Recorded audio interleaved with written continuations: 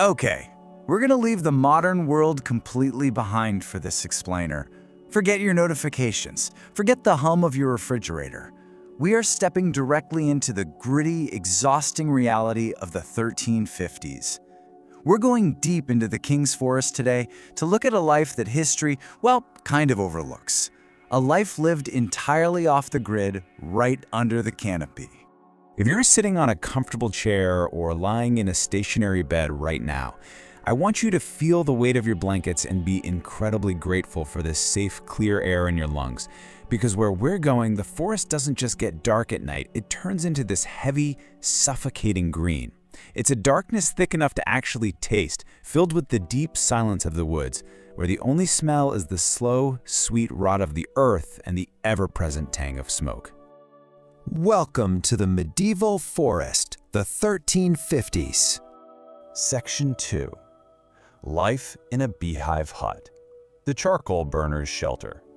Imagine a sharp, acrid mixture of smoldering oak and damp earth that clings to you like a second layer of clothing. You're completely isolated, living way outside the safety of the village walls. You're not a lord. You're not a knight. You are Elias. You're an 18-year-old apprentice charcoal burner, an unseen laborer in this massive medieval economy. You wake up in the pitch darkness of a temporary shelter made entirely of branches and turf. There's no mattress beneath you.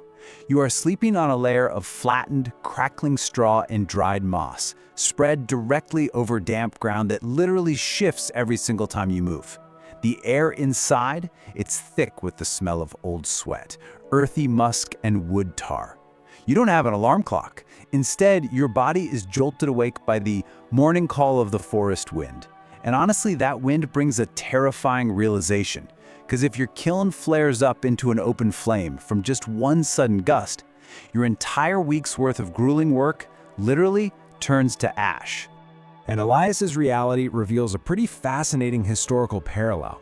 When he pulls on his coarse, heavily patched linen tunic, his skin is permanently stained with a film of soot. And no amount of freezing cold stream water can ever fully wash that soot away. It's a permanent marker of his trade that perfectly mirrors the inescapable industrial grime of city dwellers in Victorian London centuries later. Section 3. The medieval poverty penalty, the math of survival. So Elias steps out into the cold morning in leather shoes with soles so thin he can feel every single root and stone piercing right through to his bare feet. He's heading out to check the dust. That's the layer of earth carefully covering the slow-burning kiln.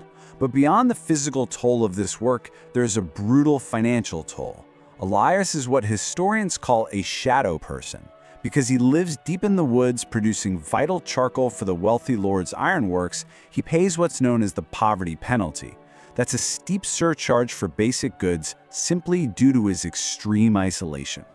The math of survival here is incredibly cruel.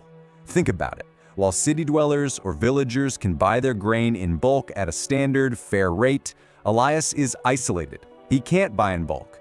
He's forced to buy his grain merely by the handful from a traveling peddler. This isolation means he pays a massive surcharge, literally double the price, just for his own basic survival. It's an economic trap designed to keep the unseen laborer exactly where they are. Section 4. The charcoal burner's diet. Fuel for the kiln. So, how exactly does a shadow person fuel their body for a brutal 14-hour shift in all that suffocating smoke?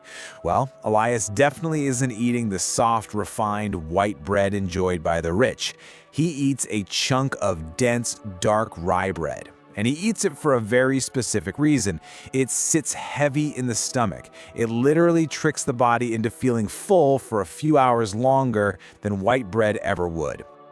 He washes that heavy bread down with a cup of watery, sour ale. And look, this ale acts as his absolute backbone. It's the medieval equivalent to the harsh, tea-like lye that tenement workers in 1880s New York would drink. You know, it's not for pleasure, not at all. It is a harsh, crude stimulant used by invisible laborers throughout history simply to shock their exhausted bodies into surviving another day of manual labor. By midday, Elias needs a main meal to survive.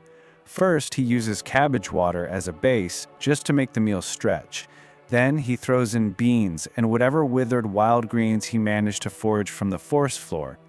Finally, he thickens it with just a handful of that highly expensive marked-up flour to kind of trick his brain into feeling like it's a hearty meal. And he eats this thin stew standing up in the damp, oppressive heat of the kiln. All the while, his joints are intensely throbbing with what they called the carpenter's ache, that deep bone pain that comes from weeks of heavy lifting and sleeping on the cold, shifting ground. Section 5. The cost of invisible labor. Shadows of the kiln. Eventually, the sun sets, casting this bruised purple light through the forest canopy, and Elias crawls back into his turf hut, finishing the last dry crust of his rye bread and a final sip of thin ale. He finds peace only in these incredibly brief, quiet hours when the kiln is burning steady and the forest finally goes silent. His reality echoes a sentiment shared by working-class women centuries later, who asked, "Stronger for what? Patchwork underneath?" I mean, Elias's body gets harder, his muscles grow stronger, but for what? He's just getting stronger to work more hours, to produce more wealth for someone else who lives in a castle, completely ignoring his existence. Inside, his health, his joints, his future, they remain fragile and patchwork underneath. He is a survivor who knows the exact weight of every branch and the precise cost of every loaf of bread, yet he lives in a world that intentionally pretends his invisible labor simply doesn't exist. And that brings us to our final thought.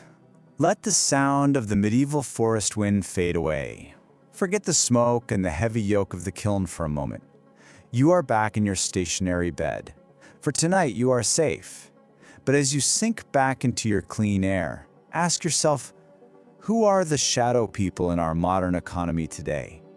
Who is out there right now paying the poverty penalty in isolation so that our comfortable world keeps turning?